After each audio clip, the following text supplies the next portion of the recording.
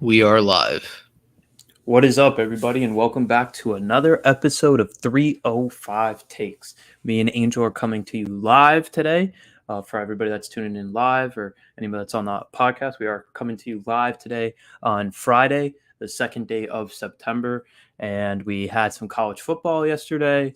In today's show, me and Angel will discuss an interesting NBA trade we had yesterday with Donovan Mitchell moving on from Utah, going to Cleveland. Bounce around the NFL as always, hit some news and notes on that. And then at the end of the show, me and Angel, as we just mentioned, college football came back. So we're going to have some nice little wagers that we already have placed for the weekend, give you a little extra entertainment for college football Saturday officially being back. Yep. And also, we want to give a quick shout out to our alma mater, Florida International University. They won their home opener, Barely. their, Golly, their barely. opener on a walk-off 2-point conversion. Once you text me that, I was knocked out. But then when I saw it, when I woke up, I was like, okay. Then I watched the highlights and I was like, oh man, they pulled off the W, but it wasn't Dude, ugly. imagine watching that full game like I did. That was a couple Oh, hours of my life I'll never get back. But yeah, I mean, they didn't take the lead into the fourth quarter, gave the lead back, and then still put together a touchdown on fourth down in the first overtime, and then went for two and got the and 2 point won. conversion to walk it off. Ugly win, So but it's a win. still no victories against an FBS school since the upset against University of Miami at Lone Depot, I guess it's called. At the Yeah, time, it was Lone Depot. Marlins Park, but it'll be an interesting ride this season with pause up FIU football. But I'll be here following along. Hopefully, we could get a couple FBS wins, maybe even a Conference USA win. But I don't want to get crazy now. I don't want to Yeah. get crazy. I'll take my season open victory. I believe it's Texas State next week for FIU, which we will be mentioning Texas State later in this show. So, well, it'll be an interesting season, and it is really fun to have college football back. I don't know if you caught any of that West Virginia Pittsburgh game. I Good, did. I caught the fourth quarter and good all of little it. backyard brawl. I'm glad to see that back. I remember when that used to be a thing. I remember when they used to have Pat White and they were undefeated with Rich Rodriguez back in the day at West Virginia, and that was a They big thing actually to had a have. very good team. A very And good. those guys would put legit NFL players in. I remember LaShawn McCoy at Pittsburgh. I remember when Rich Rod started the air raid offense at West Virginia, and they had legit guys from Pat White on to Geno Smith, Stedman Bailey, Tavon Austin.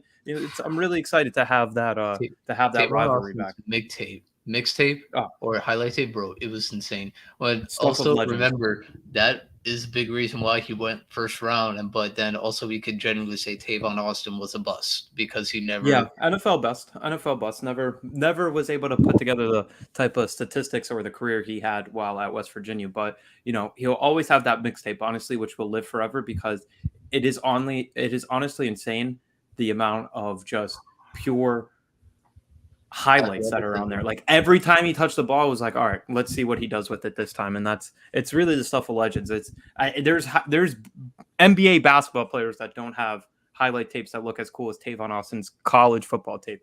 So he'll always have that in the memory. And don't worry about it. Tavon Austin will pop up somewhere, somehow in like week 13 as somebody's kick returner / punt returner. It never ceases to fail. I think it might have been last year. He was like the Packers kick returner somehow Oh, randomly. I want to say in the playoffs. But so we did have some college football back. Pittsburgh escapes by basically the skin of their teeth against West Virginia yesterday. So it's a nice little kickoff for what we're about to have this weekend.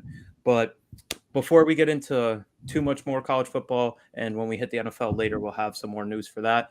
Let's start off yesterday with yesterday's big news of the Donovan Mitchell trade. This is a trade that happened at like 3:30. yeah, you Woj texted bomb. me. Yeah, Woj bomb. Woj was the first one to have it. Shams finally came along later. He had the exact details, but Adrian Wojnarowski broke the news that Donovan Mitchell will be traded from Utah to the Cleveland Cavaliers, which I believe that's a pretty random It was so two random. They came out of the blue. and two random cities to be trading with each other, Yeah, Utah and Cleveland. It's like if you listed top 5 cities where you don't think NBA players want to play, I think those Cleveland is two would on there. Yeah, those two would probably get a majority of the votes outside of Oklahoma City. So it was an interesting trade. We also had a Utah Cleveland trade back in the day when LeBron was on the team and Jay Crowder went to Oh Utah. yeah, It that's was a right. big thing. But Donovan Mitchell, the fiasco has finally finished. It was looked like it was long presumed that he was going to the New York Knickerbockers, but that did not work out for them. And we'll get to the reaction and what it means for the rest of the Eastern Conference a little bit later. But as far as this trade goes, what were your initial thoughts on this, Angel? Honestly, I was just kind of mad because we saw the whole NBA offseason. No, for anyone that doesn't know, me and Miles are Miami Heat fans, and we saw him basically spend his whole offseason in Miami. He was here celebrating a trainer's birthday with Jimmy Butler, and Pat Riley somehow is there. Then next thing you know, he's playing the whole summer league with Bam, and he's hearing all the chants, "Let's go Heat," Donovan to Miami, and it was like everyone kind of knew it was like, all right, Donovan wants to be in Miami. Like he's showing all the signs. There's a reason why he's hanging out with all these guys. He's hanging out with Jimmy. He's training with Bam. Him and Bam are super close. And his idol, Dwayne Wade, and Wade is a partial owner of the Jazz, so I'm pretty sure he's taught him everything or told him everything about Heat culture, and he loves it. And he knows. I don't know if it was him or it was Joel Embiid that said the Heat need one more star.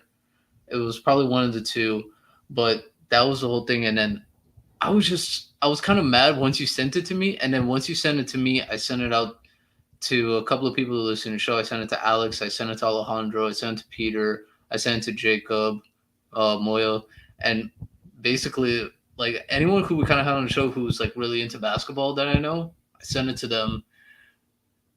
And man, I I get it. The Cavs made a good trade. I felt like they got better, but I was just really upset because I really wanted him on Miami because the whole KD fiasco was over, and obviously no one was going to get Kevin Durant. I wanted the Heat to make a certain moves in free agency. They couldn't because they were already locked up to certain guys, and I know obviously they were locked in on trading for a star, which I get. And just for the whole once the whole Mitchell thing was over, I just went like, bro, honestly, the Heat they didn't make anything. If anything, they got worse.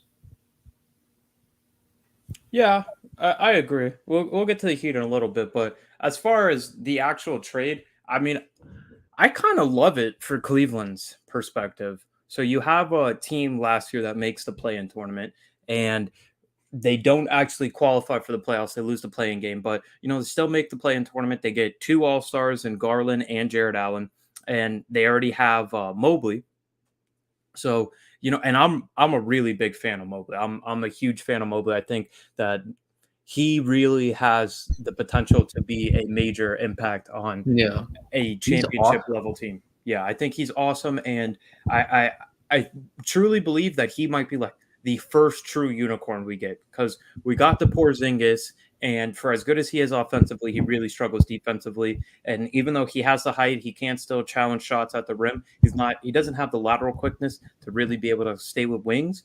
And I think Mobley has that, and he has the rim protection skills necessary. And to top it off, they got Jared Allen, who's great at Yeah, protecting the rim. So I think it's a really good combination. And then my first kind of thought was it's going to be a little tough for them on defense with Garland and Mitchell being your backcourt. And then I remembered that they do have the Twin Towers in Jared Allen and yeah, Mobley to back them up. So I really like this. You get you get Mitchell for at least 3 years. At least 3 years. We'll see if he is happy because it could become a scenario in which they don't succeed this first year, the season coming up, and then he start getting whispers about, oh, is he unhappy? And then if that comes out, if you try to flip him again, the value is going to decrease because now he has less years remaining on the contract. It's going to be a second time asking out of the organization. So there is certainly risk that comes with it. But as far as you look at the team that they had last year that I mentioned, made the play in, didn't make it to the actual playoffs. The only real impact player that they gave away from that team was Lauri Markkanen. Because yeah, you can't say Colin Sexton as well, but he was injured last year, so he wasn't really making an impact to last year's team. And with Markkanen, it was kind of overkill with the fact that they had Allen and that they had Mobley. yeah. And Marketing was good for them last year. He actually improved a lot on defense, which was kind of a shock to me because in Chicago he really wasn't known for defense. He was really just known for being a scorer and who can get his own shot.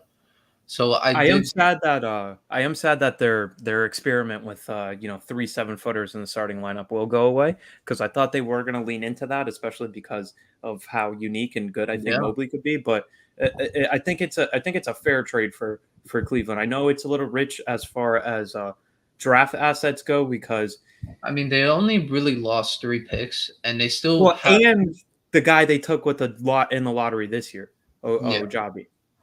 I mean, we don't know how good he's gonna end up being. That's always gonna be the thing Yeah, with but still a prospects. lottery pick. Yeah, he's a lottery pick, so obviously I'm pretty sure the Jazz saw something in him. But I mean, it's still. I thought Cleveland. Hey, this is a good trade. I mean, I like the.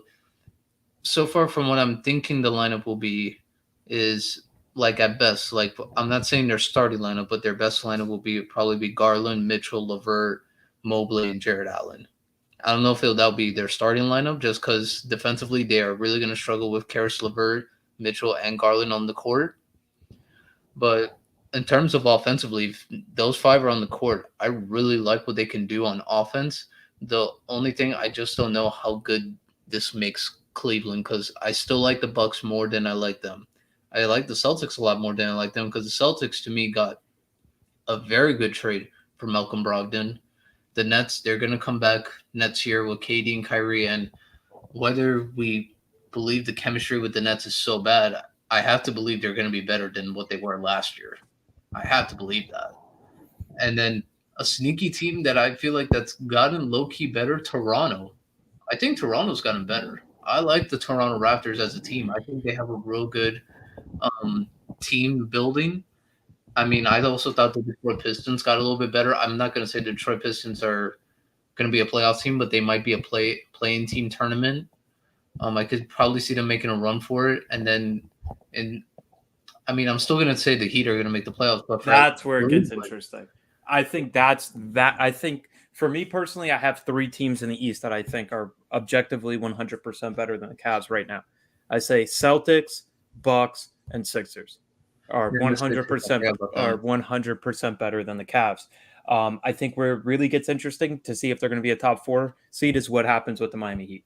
Yeah, That's what I think gets really interesting. And but my favorite part of this entire trade, the draft pick that the Cleveland Cavaliers held on to, is one 2025 first round pick. And you might ask, what's interesting about that? They have to keep a draft pick. You can't trade back to back years. But what have we known about the Cleveland Cavaliers throughout our basketball watching enjoyment? That they just so happen to be the franchise that is closest to LeBron James's hometown. yeah. Why is this interesting? Who could potentially be a first round pick in 2025? All brawny. One LeBron James Jr. is what you might say. There were some rumors before LeBron signed the extension in LA about a possible reunion in Cleveland. LeBron, interestingly, signed a 2-year extension that Yeah, would make this him a year and the free season agent the after. summer of 2025. So, I'm not saying anything is happening. My best Brian Windhorst impression. But I found it very interesting that the one draft pick that the Cleveland Cavaliers chose to hang on to is their 2025 first round pick, the year one, Bronny James Jr. will be in the NBA draft. I Just mean, keep that in the back of your mind. A little nugget to ponder on. yeah. I mean, we'll see. I mean, I do like Bronny's game. I believe he has more of the feel of the basketball court like his dad, because he, from what I've seen in terms of his highlights, he likes to pass the ball a lot, and he's And pretty he's good good driver with of the the ball in basket. his hands. Yeah, he's great with the ball in his hands. He's a great point guard, honestly. Yeah, so I was like, all right, you have developed that trait from your dad, like seeing the court, and you like to make the right basketball play more than scoring. And I believe that is a great asset. The only thing will just be does Cleveland get him, and depending on how Bronny is in college, Yep. because who knows if Bronny's not a one and done? What if he wants to stay another year and he I'll be well, very surprised if he ends up at a university. I think he is either going to be the highest paid G League player or the highest paid player in the history of overtime elite. I will be very, very Or he surprised goes if he ends up overseas. He could go that too. overseas. Yeah. I think it'll be very well. I think that decision, if they do make that decision for him to attend a university, will be interesting. But I just wanted to throw that out there with the conspiracy theory on why they kept that one draft pick. But if we focus it back, big picture of the NBA, overall, I think as we were discussing with the Miami Heat, this really kind of It hurts. puts the nail in the coffin of what was. I'm not going to call it an awful offseason, but it was just a little confusing. Yep. Bro, the impact of this trade, it does hurt the Heat. Just Yeah. like I said, we really didn't do anything. The whole objective like this season was like, all right, we'll probably package Tyler and Duncan for a star, just because one Duncan will at least help with the money because Tyler Hero's clearly not making that money, and whoever gets Tyler Hero, they'll probably sign to an extension right away. And then it's like, all right, you guys, you got the two, you got a you have a good young player who could potentially be an all-star one day, could potentially be, and you have Duncan Robinson who's going to be a threat to shoot from three. He's going to be a liability on defense, but man, in terms of impact for the Heat, man, it does hurt a lot because man, I really wanted the star, but I also know at the end of the day we can't always get what we want because I mean, look at the Lakers. The Lakers are always they have ties to every single superstar there is. DeMar DeRozan, Kawhi, like how many players have they been aligned to? Kyrie, KD, like you Paul name George, every single everybody. Yeah. star, they were aligned. The rumors to Zach LaVine this past offseason, there was rumors that he might want to go to the Lakers. And no, they don't get any of them. So I'm like, all right, it's also a part of the trade and the rumors. You hear a rumor, and if it benefits your team, you're gonna love it. You're like, yeah, I want that to happen. But when it doesn't happen, it also makes you sad. But I can't say that he could have made a better offer than that. Because I don't know what Pat Riley and Eric Spoelstra were willing to give up. And it seems like they would have had to include Jovic, who they just drafted, because the last the two trades that did happen with Utah included this year's first round pick with Walker Kessler going from Minnesota to Utah and Obagi going from Cleveland to Utah. So it definitely would include Jovic as well. And I would assume Duncan and Tyler. And then maybe you can save on the draft capital because you're getting back better players. I mean, I still think out of all three of those, Marketing might be the best player. I think it'd be a tie between Marketing and Hero as far as actual packages. The one that I'm actually surprised about is what happened to the Knicks, because it seemed like the Knicks were going to get him, Yeah. and then they signed Supposedly the they had a RJ third team extension. in the deal. Well, the Lakers were clearly and obviously the third team. It seemed like Westbrook was going to go to Utah, be bought out by Utah. Who knows if he even signs at that point? I Yeah. don't know what team's lining up to sign him, and that the Lakers would get some combination of either Conley and Fournier or Fournier and Bogdanovich from Utah and New York just to complete the trade. And then it fell through, and the Knicks clearly put a deadline out of Monday to get the Donovan Mitchell deal done. And when that didn't happen, they signed RJ Barrett to his rookie extension, which is fine. I really do like RJ. He plays both sides of the court. I just don't think he was necessarily the third pick in the draft worthy, but I still think he's a really good and solid player. He's been And it improving seems every year. He's been and it improving. seems like Woj had it that the Jazz asked for Quentin Grimes as well, and then the Knicks said no, and they would put Quickly in, but if they put Quickly in, they wanted top 5 protection on the last draft pick, and that's where it seemed to go. It honestly seems to me like the Knicks just had too much to offer. That Utah just kept asking for more, and then when Yeah. it came to Cleveland, Cleveland was like, "This is everything. Like, this is the package. There is no asking for more," And then and with that's what it came Sexton down being a to. free agent, the sign and trade, I think it just made it a lot easier. Yeah, made it easier with the cap number. And I honestly believe that Utah probably would have flipped RJ again to grab more draft picks. But with the Sexton pick, they can kind of hedge both. They don't get him on such a big contract. and they could flip him in the future again if they need to, or try to see if maybe him and Talon Horton Tucker works out. And then just focusing on the Heat, the one guy I just can't make it work. I've been on Trade Machine since this morning trying to make it work. I really want Bojan Bogdanovic from Utah now. If they're just going to I was completely actually tear it on down, the route for Jordan Clarkson. I just feel like Clarkson would be overkill with our roster. Like, Oh, I'd well, the rather have reason I would Vincent say I was cheaper. willing to switch Vincent for Clarkson. Ooh, I don't know about that one. Because I'm in terms of scoring, I like how Gabe Vincent has improved. But if I really want to score off the bench, I would want Clarkson more. But isn't that what Hero's there for?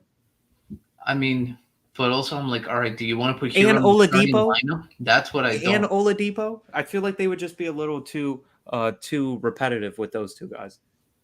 Because I'm trying to get like would be better on defense. I'm trying to get a 3 or a 4. I mean, that's why I was thinking Bogdan. Or maybe Malik Beasley. I think Malik Beasley would be a solid fit. I don't know. I feel like that's repetitive with Strus or Robinson. That's the only thing.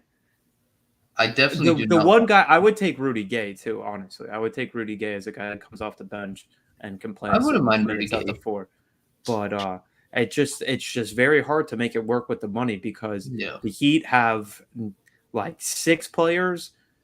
They have 4 players making $16 million a year or above, and then they have 2 in Oladipo and Hero at $8 to $5 million, and everybody else is below $2 million. Yep. So it's very hard to make the deal work, and you have Bogdan who's at 19.5 for just this one season, and then he becomes a free agent. It would basically have to be a swap of him and Duncan, and then if it's just Duncan, you have to add picks. That's the thing. You're going to have to add a sweetener on top of that. So I don't even know if it works out for the Heat in the long run, because now you're extracting future value just to get a guy that's going to be a free agent after this year as well.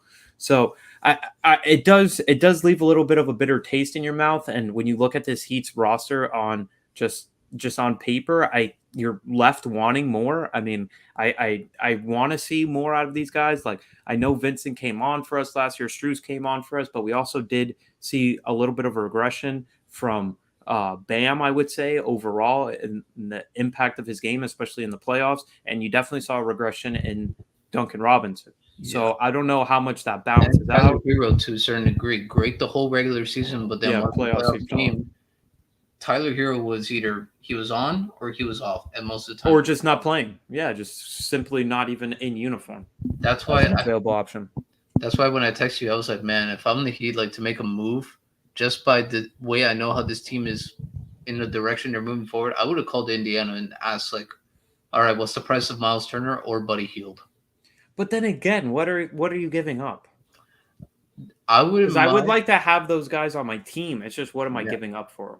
Because I was like, all right, am I willing to pay the price of Myles Turner? Because I would put Myles Turner at the 5 and Bam at the 4, or vice versa, whichever one. Because I would like that duo. Or if you get Buddy Hield, it's like, all right, at least I know Buddy Hield is a little bit better on defense than Duncan. And I'll still get at least a consistent, 3-point shot. Not as consistent as Duncan, but at least I know Buddy Hield he could at least do a little bit more than a 3. Yeah, it gives you a little bit out of playmaking. Yeah, I find it very hard to see how they're going to make any improvements on this roster for really the rest of the season. It looks like this is going to be their squad. Maybe when the season actually starts and we get deep into the season and guys started getting bought out, there might be somebody that they can add, a veteran of that sort. But as of right now, this looks like your Miami Heat roster. Yeah, but hey, we're still gonna root for them no matter what. We're still gonna be going to games. We're still gonna be chanting Heat Nation. And hey, I mean, we already know what's gonna happen when the season starts. It's gonna be all Miami talk. And no, we're gonna be looking to make some moves, but we also know it's like, hey, we're kind of limited with what we got. And really, it's the first time I would say since that terrible offseason of re-signing Dion, James Johnson, Tyler Johnson, all those guys, that this is the first time I think you can really legit criticize the Miami Heat. Yeah. As far as their offseason goes, because, I mean, they have pulled up some massive coups in the last couple of years with, getting Jimmy Butler for nothing, getting Lowry getting Lauer for essentially nothing, even though you did give up Precious, which kind of does hurt. I still do miss Precious, man, especially because we have no four right now. Yeah. And I thought Precious could at least, do something. He did improve last year with the Raptors. Like I do give him that. And one, he just simply got more playing time, which Yeah. happens. But like how we said in a couple of other times in previous podcasts, the Heat love their young guys. Like they love the young guys. Like Gabe Vincent, for some reason, we were out on him the season before, and apparently Spoelstra just loved him. Yeah. And who knows? Maybe we'll see that this year with Yurtseven. Maybe Yurtseven gets a lot more playing time, and he And he could be he moves Bam to the four, and that solves the problems of this roster. and as you know, I mean, we'll see. I mean, there's even guys in their G League team that I'm pretty sure they want to get some playing time in the NBA. So we got to see. I mean, it's Heat Nation. I just want to know, like, legitimately, what was the plan in the offseason? What was the plan? I think their plan was just we're going to bring PJ back, and if anything falls in our lap, then anything falls in our lap. But then they lost out on PJ, and I think that blew up everything. They lost out on PJ as soon as the Eastern Conference Finals is over. Yeah, that was a wrap on that one. So we'll see. We'll see. We're in for an exciting NBA season as it slowly but surely comes closer to actually starting.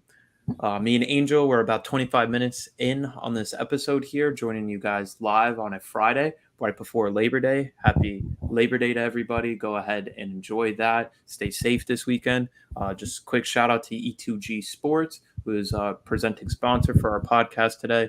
Always love working with these guys. So just wanted to give a quick shout out to them before we get started and go into our next topic, which will be a quick bounce around the NFL. We had some NFL news come up.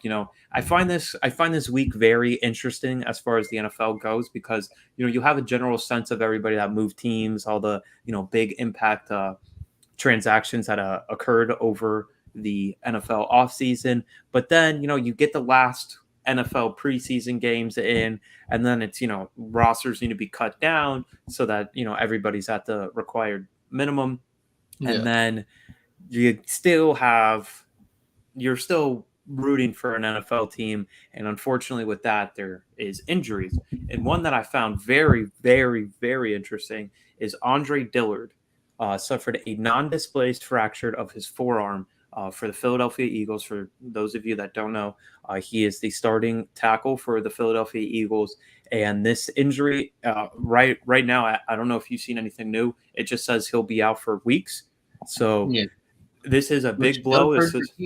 Yeah, and it happened already after everybody put in waiver claims some guys that they thought might be worth keeping on the roster that other teams thought they weren't adding value to the roster. So this is a starting on NFL tackle going down right before the season starts, and this is a division that we had mentioned in our last podcast where we think it's pretty much a tie-up between the Eagles and the Cowboys.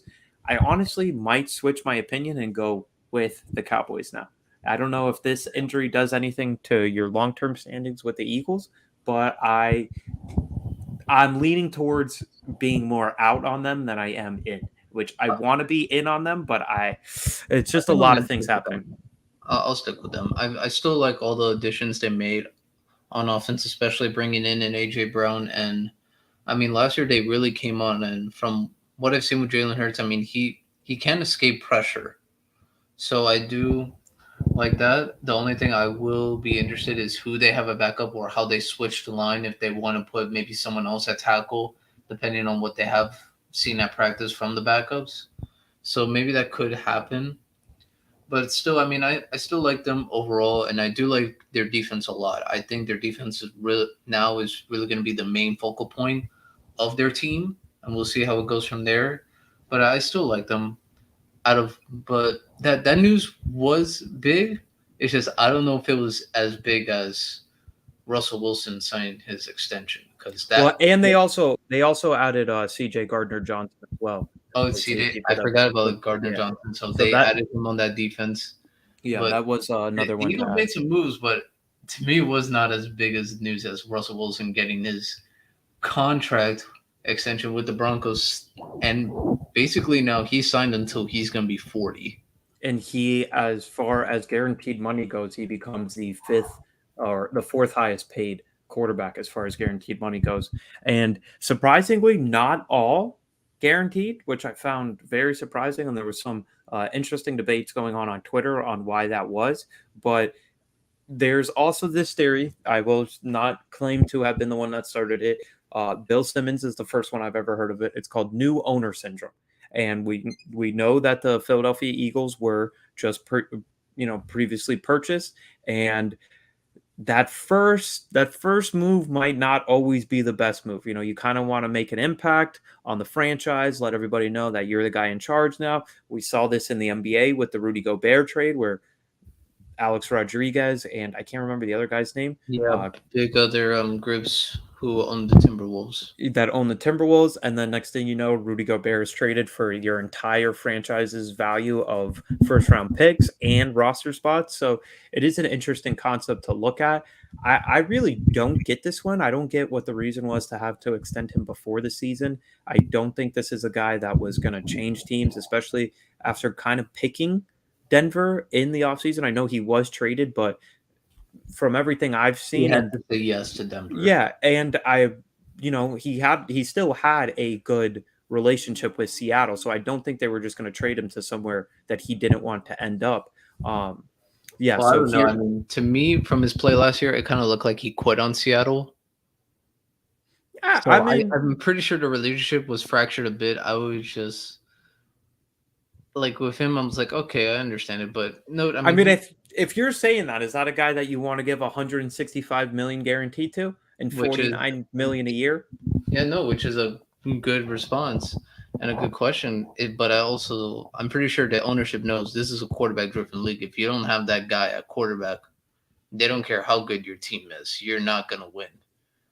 Outside of that one miracle run with in past history with the Eagles, once Wentz goes down with Nick Foles, they know if you put like any other quarterback, like a Casey Keenum or someone who's below average, you're not winning that Super Bowl, let alone we don't even think you reached the Super Bowl. So I think Denver does know that, and they know they have actually a very good roster, so they can afford to lose certain pieces.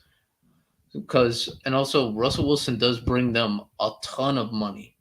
Because imagine how many now Broncos gear was sold because of Russell Wilson. So I'm pretty sure they also looked at it from a financial profit position as well. I feel you, but I mean, I would have rather have signed Justin Simmons.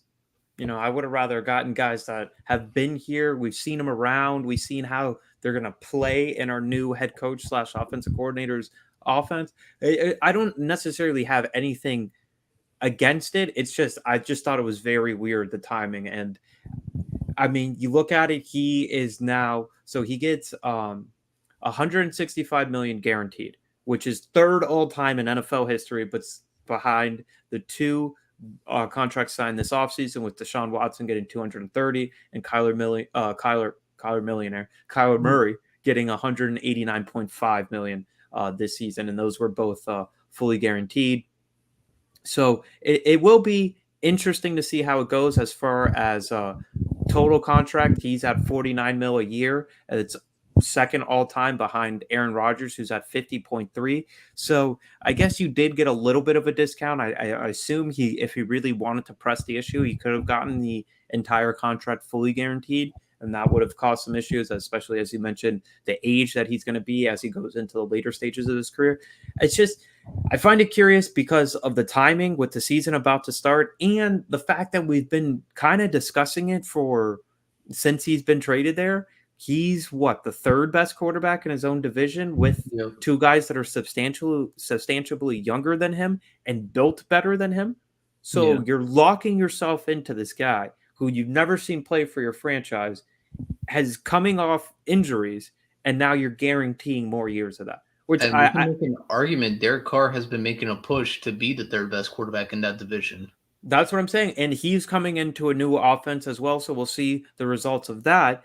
And I guess you really did already make the commitment once you committed to trading him and pieces off of your roster. Like, this is obviously going to be your guy. You're not going to have the draft equity to even move up in the draft, or the draft picks available to even select a quarterback if one were to fall. So you did really. It's just this trade really meant that for the rest of Russell Wilson's They're all career, in. the Denver Broncos are all in on this guy. Yep. They're all in with let's ride. They're all in. Broncos Broncos Nation, country, let's Broncos ride. country. There you go. Broncos Broncos. country. Let's ride. Uh, I don't know We how gotta I give it feel. to them. They made the commitment. They did make the commitment, and like you said, there's no franchise really that knows better than them that a quarterback can really hold back your team because as we mentioned in the last podcast, this is a talented roster, super talented roster. They have a very, very good team. I can make the argument the best in terms of rosters. You in the AFC West, I could go Chargers, Broncos, Chiefs, Raiders. Like in terms of roster from top Yeah, to I have bottom, no complaints on that. I could say that's probably what it could go. The only reason I put the Chargers ahead because I love the whole defense in total. I love the players that they have. Compared to the Broncos, I think the Broncos have the better chemistry, but in terms of like star power and legitimate names, the Chargers are up there. But we got to see, and who knows with the way these contracts are going, what is Joe Burrow going to get? What is Justin Herbert going to get? Well, I And mean, I'm still waiting for my guy Lamar to get paid. Come on, what do you and mean? Lamar, he's got Yeah. Lamar is representing himself, so Lamar is hearing all the criticism that the Ravens think of him right in front of his face. At least with Herbert and Burrow, they have agents and lawyers over there, so they don't have to hear any of that stuff. But they also don't have to worry about contract extension until this off season. So we'll see with that, and who knows, maybe with this new extension now, Lamar says, I'm way better than Russ. Well, I I mean, want more. well, Minimum. that shouldn't even be the comparison. The comparison for Lamar, the comparison has to be Kyler. 230 million, which is what Deshaun got. Oh, I was gonna say Kyler just because like what Kyler got and how Kyler is kind of like had the downfall of last season midway. Yeah, if I'm him, I'm not settling anything under that 230. And if I was really him, I'd be trying to get up to the Bills, Josh Allen's 258. Yeah, I could actually say that. If anything, like say have a contract similar to Josh Allen. I thought Josh Allen got a very fair contract. I thought it was fair for both sides, but Yeah, because we'll Josh see. Allen gets 43 a year, Kyler's at 46 a year, Mahomes is at 45 a year, Deshaun is at 46 a year. Deshaun gets paid more than Patrick Mahomes. Yeah, Like that would be my number one goal. I have to match Deshaun because the guy didn't play for a full year. He's going to be suspended for and majority of Lamar this one. hasn't had any trouble off the field. Yeah, so that's why if I was him, I would. I don't even think I would need an agent. That's the parameters of the deal I want. This is the absolute minimum. Do what we do for every other quarterback. Raise it by 100,000, so I make 46.1 million a year. That's Okay. what we do with every quarterback. Yep.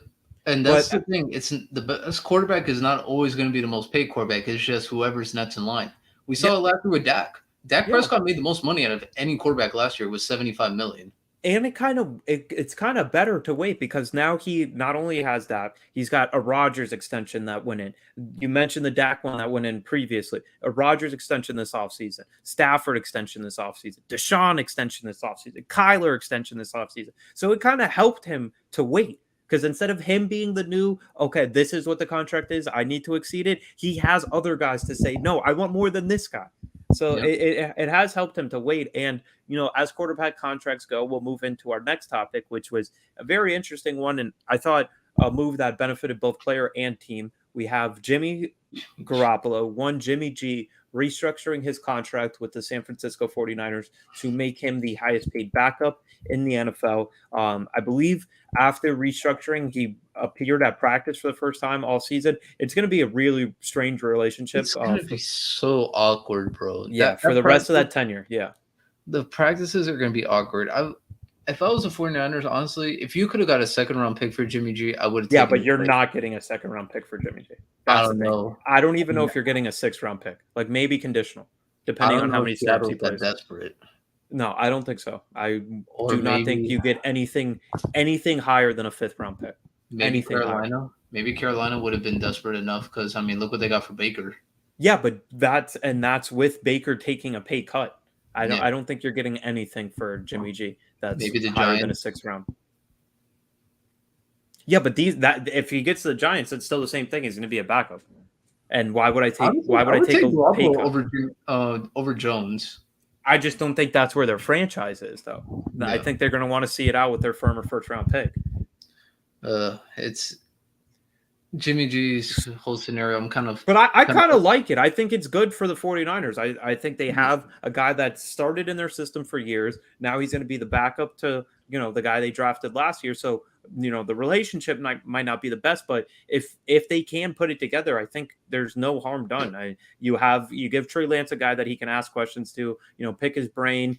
They can help each other as far as what they're seeing on the actual field. And I mean, I'm sorry to tell Jimmy G this. I just personally think Trey Lance has the potential to be better than you. Like it might oh not yeah, be what you want to hear, but you know what helps make you want to hear this more? The $6.5 million guarantee that you signed to become the highest paid backup in the league. yeah, So I would suck it up for 6.5 million. yeah. I mean, I think even Jimmy G knows it's like I'm an okay quarterback. I'm not great. Trey Lance has the potential to be great. Like I Yeah. love. I mean, you've heard it from me ever since it came time for the draft. Like analysis of that time, I was so high on Trey Lance.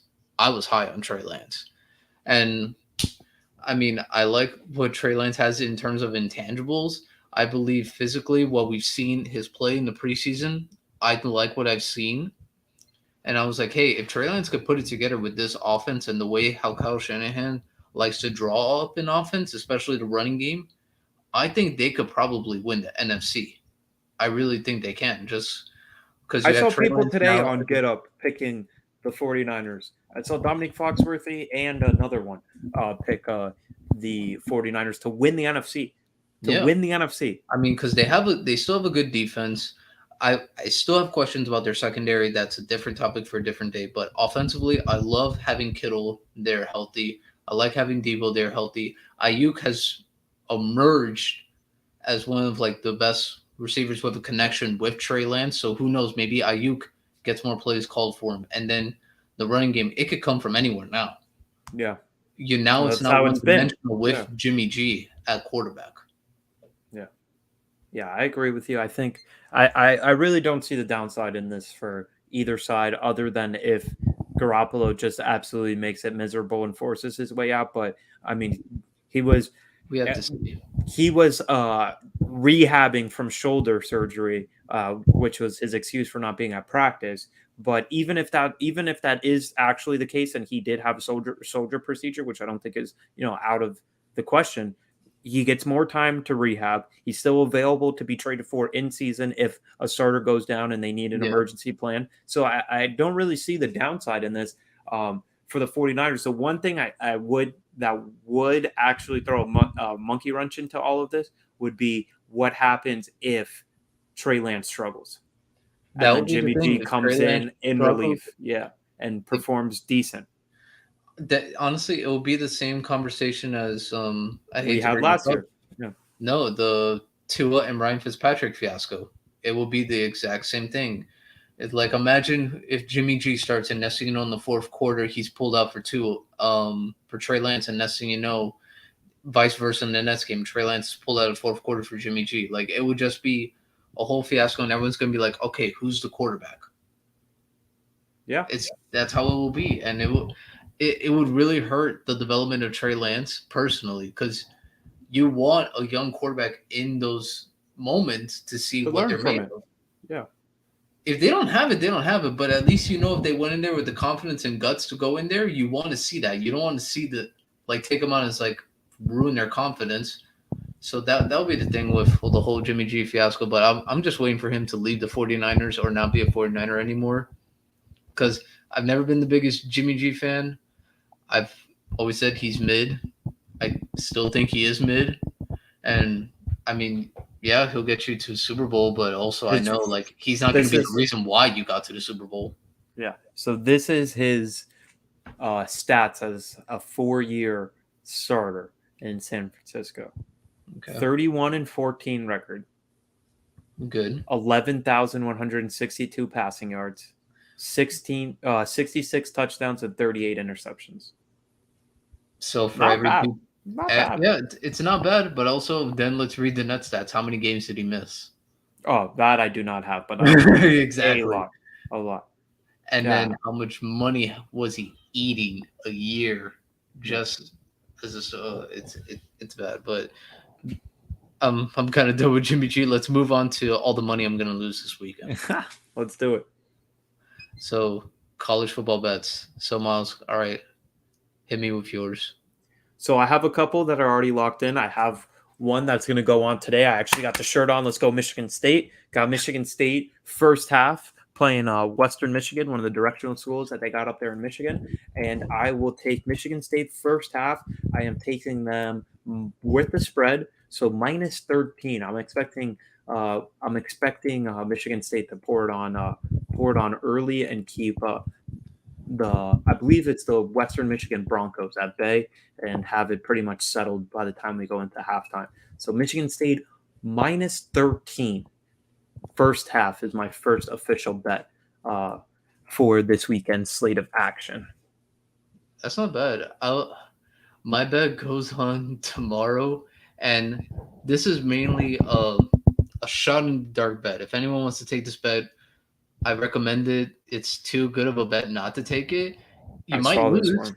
but it's not bad. I like Oregon against Georgia. The plus minus, it's plus 600. So money line people plus 600. You bet $1, you win $60. Like, let that sink in. And Oregon actually has a pretty solid team. I really like their coach more, but they have a solid team. I want to see how Bo Nix to see if he is the starter. I'm not sure about Oregon's I'm quarterback. I'm We out have on Bo Nix. I'm out on all the quarterbacks that I've seen the last 6 years, including Sean Clifford at Penn State, who threw almost backbreaking, game-changing pick six, but Purdue didn't know how to, take care of the ball and this thing called time management. But yep. sorry, that's But besides the also, point. I could say the same thing for Georgia. Who is Georgia's defense going to be as dominant as they were last year? No, no one knows that. And what if they do pull off the upset? Like in college football, how many times a weekend do we see an upset? It always happens. This shouldn't be new to anyone. So I personally feel like if you want to take that bet, do it. It's I not that like it, bad of a bet. especially the value is crazy. The only thing that scares me is that for it being a neutral site game, Yeah. it's being played at the Georgia Dome. Yeah, it's not a neutral site. Just say it's a Georgia home game. Yeah. That's all you have to do. Yeah, so they're playing the Georgia Bulldogs at the Georgia Dome. Yeah. So that's the one thing that does scare me. But if there were going to be an upset, I do think the earlier it is, the easier it is to pick out value for that And because this is an early game, people. This game is at 3:30. Real early yeah, game. yeah, Hopefully it's and not a blowout because I hate blowouts in college football. They just get very boring. yeah. So we actually got some college football news while we were recording. Yep, the 12-team playoff. Yeah, that the college football team the college football committee did approve for them to go to a 12-team playoff. The reason that triggered as soon as you said that is I don't know why. I feel like most of the college football playoff games we've had have been pretty boring. Yeah, it's just because it's the way the matchups are, and I understand it because we all know almost every year Alabama, Ohio State, they're probably going to be in it, and then for most recent Georgia, Clemson has fallen off. Their quarterback, he's I not don't that know. guy. I don't know. I like They're, them. the I quarterback think play they'll has be all right. not been good for them. So, but also I'm like, all right, with a 12-team playoff, this does give a chance for like other teams to do it, but now the playoffs have to start way earlier for them. They have to start But it's like, way how earlier. many matchups are we still going to get that's going to be lopsided? I mean, Yeah, Cincinnati was undefeated last year, and no one thought they had a chance against Alabama. which they didn't. I mean, they like if they were to play any other team but Alabama, I give them a good shot to win. I mean, even Michigan. Michigan had a great season, best Michigan season had a they've had very in good. years, and they got absolutely picked apart by Georgia. Like, Yeah, how many of these games are we going to have? How many times has Notre Dame been destroyed in the college football playoff? bro. Don't get me wrong. Notre Dame. I'm going to talk about them a little bit later. But man, every time they're in the college football playoffs, I'm just like, bro, you're going to get spanked. Yeah, even when Clemson first started to turn down, they got blown out by whoever they played. I think it was Yeah. Clemson, maybe Oklahoma too. Oklahoma. Yeah, Oklahoma has not had a good showing yeah, in recent exactly. memory So with the college football playoff. I don't necessarily get it. I mean, I'm sure it's definitely revenue and money related. So I'm assuming that's the main motivation behind it, because that's also the main motivation that we didn't get to see the backyard brawl for 13 years. But Yeah. who I don't know. Sometimes college athletics just really confuses me. But you know what's not confusing? My next pick, which is going to be Texas State on the money line. They are traveling to the Nevada Wolfpack. The only reason I like this is because I've seen this number just fluctuate wildly across a couple of books. I have Texas State on the money line at Pick'em, so it's going to be plus 100 either way. So you pretty much whatever you bet, you would win the total back.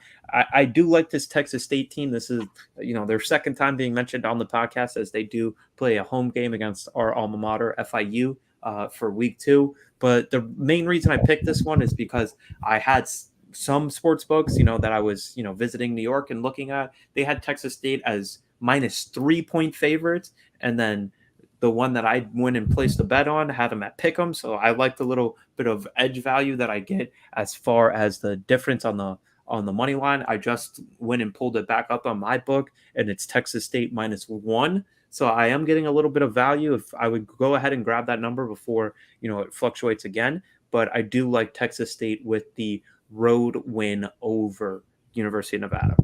It's not a bad bet. It's not a bad bet. I would say your bet is probably more surefire than my Nets one. My Nets one, I don't see it happening, but also everyone said the same thing about the first one. I'm hoping for an upset. I'm taking money line on the Notre Dame versus Ohio State game. And for anyone, money line on this game, Notre Dame is plus 550. Ooh. I think it's actually pretty good value, considering I do expect Ohio State to be one of the better teams in this year of college football. But I mean, Notre Dame does have a good team. They have a good team. I don't think they're as talented as Ohio State, but who knows? Maybe they pull it off, because as of this moment, they are going to be the road team. They are Yeah, the road team. So, they're but going to tour the horseshoe. But we did see Ohio State get upset last year at home by yep, Oregon, by yep. your other pick. Yeah. Yep, they got upset, so it's not impossible. So I definitely I could see maybe Notre Dame pulling it off. I would say that would probably, if you're gonna make that bet, make it a single bet. Don't put it on a parlay. Oh, definitely do not. No, then I you're would, just trying to light money on fire, because yeah, it's already. I mean, plus 500. The books obviously don't think that is something that is realistically going to gonna happen, happen. but there is value in taking it, and you do get the extra motivation. Notre Dame playing for the first time under Marcus Freeman, their first year Yeah, head coach, who replaced Brian Kelly. So there could be some added motivation as, okay, this is a new era in Notre Dame and football. it's a new Let's game plan. Yeah, New so game let's plan go that out there, show them how we're going to execute now. We're not the same old Notre Dame that's going to win 11 games and then make the playoffs and get absolutely obliterated. Let's show that we can hang with the big dogs. Yep. And my Nets bet, it's kind of the same bet I had with Miles. We both like this bet. It's a points, and I actually really like this. SMU. I like the bet. SMU, yes, I'm a big SMU guy this year. My guy Rhett Lashley, former offensive coordinator for University of Auburn, most recently University of Miami, went back to SMU where he got his career started as the offensive coordinator. He'll be taking over as the head coach this year for SMU. It's a team that it's kind of unfair because they were given the death penalty back in the day for paying players, and now NIL, you can kind of sort of do that now, but they're in a really talent rich area of the country as far as high school athletes go, and they've been performing at a great level. They have cool uniforms, so they've been able to gain some momentum on the recruiting trail. I really like the roster that they have this year. Rhett Lashley, I go back and forth on whether I really like him as a play caller or not. There are a lot of 3-and-outs that take only 52 seconds off the clock, and Yeah. you're like, okay, we couldn't have waited a little bit longer on third down to start snap the play. But I do like them. I'm taking them -9. I'm trying to grab the most recent line. I had placed this one a little bit ago, so I don't know if that's going to be still available for everybody out there. So I just want to make sure it's -10 right now. So we did get a little Even bit of better. Yeah, we did get a little bit of value on that one, but SMU -9 is the official one we have locked in here. So I think this is the first time that we're both on the same bet Yeah, as a show. So E2G will get our first 305 takes exclusive bet. yeah. There I we go, that because one we're I didn't both put on that it. much. I only put like I think like $20 on that one. No, I I got a little chunk of change. I'm a Lashley guy. I wanted to follow my guy first game in. North Texas is a team that lost a lot of guys to the transfer portal to go to a bigger D1 schools. So I think this is a good opportunity to back SMU and take the -9. Yep, it's a very good bet, and I'm gonna concur with everything you said, but to lead into my last bet Go before ahead. yours, I got Oregon State money line -130. And for those of you that don't know who Oregon State is going to play, I'm gonna pull it up so that way I could They got the make Beavers, the Oregon State Beavers. Oregon State Beavers. Oh, you're taking Oregon State with Boise State. Yep, Boise Ooh, State. I The like that. That's a good reason because matchup. yeah, and it's like Amala said, this is a very good matchup. Very good matchup. I actually think the teams are pretty even considering what I saw last year from Boise State. And if I had to give an edge, I do like Oregon State just a tad more. So I would say if you want to bet on Oregon State, I would say put them on a parlay just because they are technically the favorites. So, but I Yeah, feel but like not too much juice. Not too much juice you have to lay to make some money. Minus yeah, 135. Not bad. yeah. I mean, I think Minus it's a 130 solid. too. Yeah, not bad at I all. think it's a solid bet, but also Boise State can very much win this game. I believe they can very much win this game just as much as maybe Oregon State might lose this game, for all I know. But And you give us a little 10:30 slate, so we yeah, could, I mean, give the listeners a little something to end their night, where it's going to be I coming don't at you think fast. anyone's And gonna watch the full game if they're on the East Coast, but who knows? yeah, Maybe if why they're on the not? West Why Coast. not? It's the first weekend back of college football. What else you got to do? But the one team I actually want to see this whole college football season that I'm really interested, it's a team when NIL deals. Well, first we're kind of announcing, then we talked about the recruiting class. It's the one who's this is the team that spent a lot and a lot of money. Texas A&M. Oh, yep. And they got a big week 2 matchup with the University of Miami. That'll be an interesting matchup as we'll dive into that one as that one comes up. And Texas A&M had the number 1 recruiting class last year. And There's you some. told me the amount of money that they spent on recruiting. I was dumbfounded. It's been a little bit debated. Jimbo has been really passionate about trying to say that these reports are inaccurate, but a lot They're of the not. message boards chatter have it at 3.5 million for this number 1 overall class, which, I mean, that is something crazy. That is Those something boosters crazy. have some deep pockets. Shout out Shamar Stewart, who went to Pace down here locally, was between Texas A&M and the University of Miami, chose Texas A&M. I think he's going to be an absolute stud at defensive end. And if he got a nice little chunk of change to go to Texas A&M, I would not be mad at it. Would not Go be get mad your at it. bag, bro. Yeah, definitely go get it, especially before you become a professional. Yeah, take care of yourself, homie. Take care of yourself. But I am excited to see that recruiting class. They have this wide receiver. His name escapes me. He's like 5'10", but he's one of those crazy explosive guys. Can broad jump the entire world. So I am excited to see this Texas A&M recruiting class. The one team that I'm sneaky high on this year is Utah, and they just so happen to come down to the University of Florida and play at the Swamp as the number 7 team in the nation. They are going on the road and going to the Swamp. They're 3-point favorites. I want to see how they fare this year. I think they can honestly win the Pac-12, maybe become a sneaky play-in team, because I do think it might be a little bit of a growing pain situation with Lincoln Riley over there at USC, and same with the University of Oregon having to replace Cristobal. I'm So excited for USC because I love Caleb Williams. yeah, Caleb Williams is pretty good. Is pretty good. Yeah. And note, how many transfer students did they get after Yeah, Lincoln Riley? I just am worried about their depth a little bit, because it has been really confusing why USC hasn't been as dominant as they were in the past, and you can kind of point to the little fall off that they've had in recruiting. So I think they are good, especially top heavy wise. But as the season goes on, I want to see how their depth holds up. And just real quickly, my last bet I have for this college football weekend. This is same thing as Angel, where he gave out a couple value plays. I'm going to take one value play. We're going to go with Middle Tennessee against James Madison. Random game. I do understand, super random game. I understand if people aren't going to follow me, it's going to be Saturday at 6 p.m. But I do like this game because James Madison football, I believe this is going to be their first year as a Division One program. And this is a school that I believe won 4 out of the last 6 Division Two national championships, or one AA national championships. So I do want to see how they start facing fair and off against the big guys. I don't know if they're necessarily all the way there. I know that it's going to be a very loud atmosphere, as this is going to be their first Division One game. But I do want to see if they can hang with the big boys. Yep. It'll be interesting to see. I mean, I'll kind of tune in just because I saw the bet and the spread and the money line for it. So I was like, all right, it's when you mentioned it in before, I was like, oh, it's not bad. I'll actually check it out. But that's one thing we also got to see with college football, man. Bro, college football, there's so much to watch, but also sometimes it's like I need to find a good game because yesterday it's kind of hard to top what we saw yesterday with Pitt.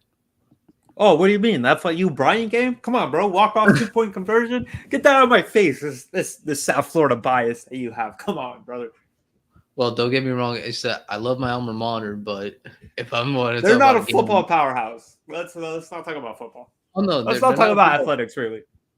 Yeah, no, we're not going to talk about that because our alma mater. Don't get us wrong, guys. We love FIU, but we also know at the end of It's the day, just sad. It's just so sad. It's laughable how sad it is. yeah, Guys didn't take a lead against a D2 school until the fourth quarter. Come on. yeah, Come on. What are we doing? What are we doing? yeah. But at least But they hung on to one. Can't be mad at it. yeah, they won the game, so we can't be that mad. Can't be mad at it. And that will be another episode of 305 Takes. Thank you guys, as always, for joining us and tuning in to this episode. We'll keep you posted on next week's schedule as we have the holiday coming up here on Monday. But we'll definitely be back for you guys a week from now on Friday with an episode leading us into the week 1 of the NFL season. We will have the Thursday night game to recap, and we will give you bets, prop bets we're looking at, matchups that we can't wait to see as far as the NFL season's opener. We'll have some week 2 matchups. I already know we're going to be talking about the University of Miami, Texas A&M football game that we'll have going into that Saturday. So thank you guys, as always, for listening. Another shout out to E2G Sports, presenting sponsor for this podcast. And as always, peace.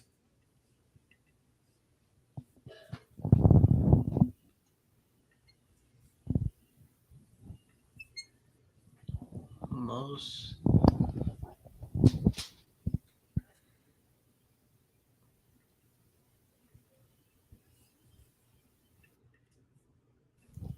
Oh, Here.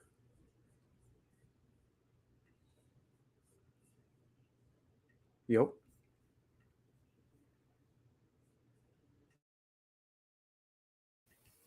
I'm trying to make sure this thing ends. It's not ending.